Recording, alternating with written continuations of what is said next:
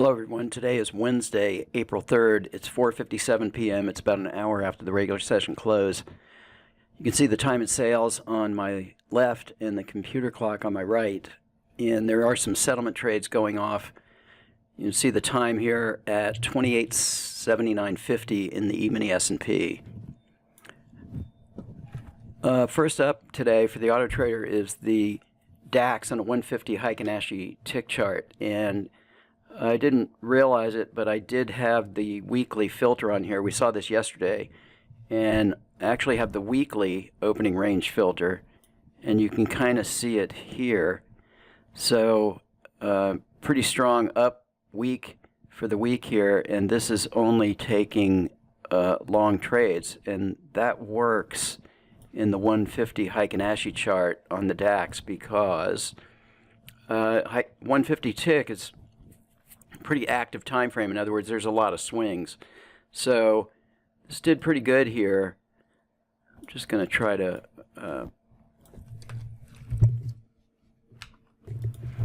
just trying to get a little better perspective here so you can see some of the trades.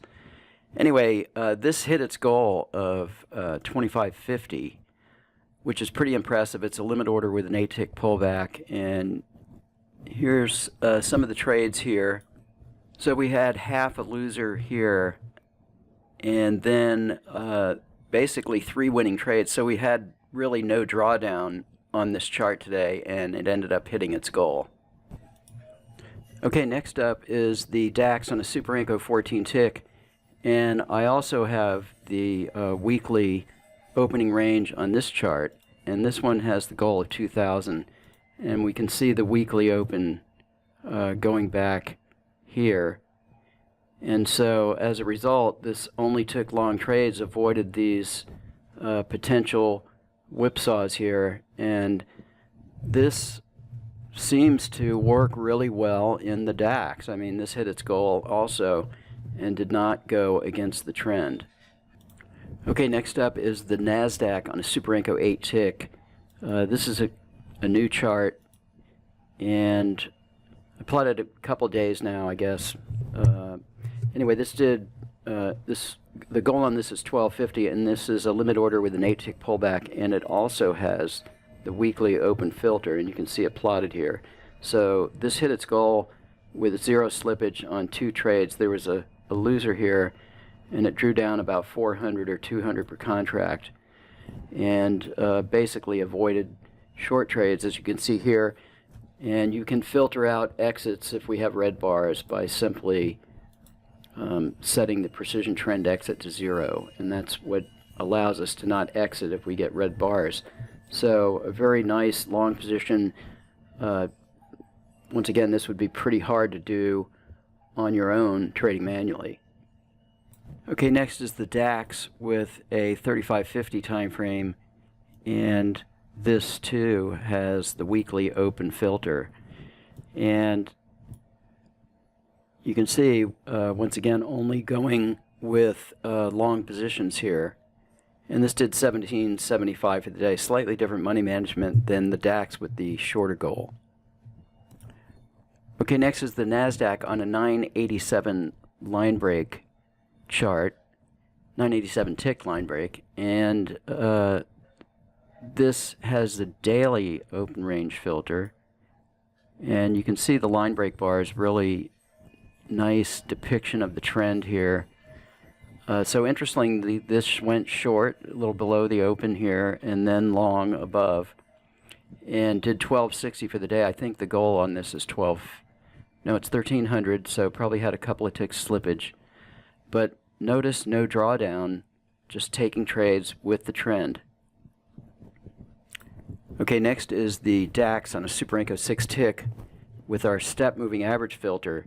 This has a daily profit goal of 1500, and this did 1437.50 on a single trade, and you can see how it traded through what might have been potential whipsaws, and so this hit its goal on a single trade.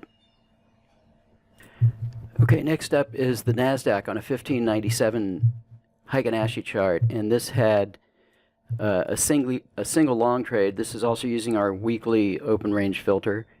And I think what happened here is I had to reload all my charts, and I think the default on this for the filter is 1. And I think I basically plotted all my charts with a weekly open range filter, and so by accident we are finding out how well it works. So this had a single long trade and did 12.30 for the day. The goal on this is 12.50, so probably hit its goal and had some slippage. What's really interesting about this type of filter is using this for a combine. I really believe that you can basically trade with the direction of the trend and avoid losing trades in the other direction, although you will miss some opportunities like this, to be sure. But smaller trades like this that may not turn into anything would be negated. You know, same here. These are potential whipsaws. The opening range filter, the weekly open range filter, these could be used in a number of ways. At this point, now that the market is pretty high for the week, with retracement to be likely, then at this point maybe I would go with the daily open range filter, so that if we get a hard down day, you're below the daily range, and not if you had to go below the weekly range and we had a down day that was just here, it just wouldn't trade. So there's different ways to use these, different strategies. All good, and there's nothing bad I can see about this. Okay, next is the E-mini S&P on a regular 5 Renko chart with a goal of 800, and there is no daily or weekly filter on this, just the higher time frame filter, which is a Super Renko 6. And this hit its goal and probably had a tick or two of slippage. Anyway, there was 2 trades here, and you can see them here. And so very, very well done on the 5 Renko. Okay, next I have a 1-minute chart of the E-mini S&P, and this has a daily open range filter. And so we had a first equity high of about 300 here, trading below the open, and then we drew down a couple of losers here, false starts. The drawdown was only about $200 or 100 per contract, and then we recovered from that and finished at 375 for the day. That's all for today's video. Thanks for watching today.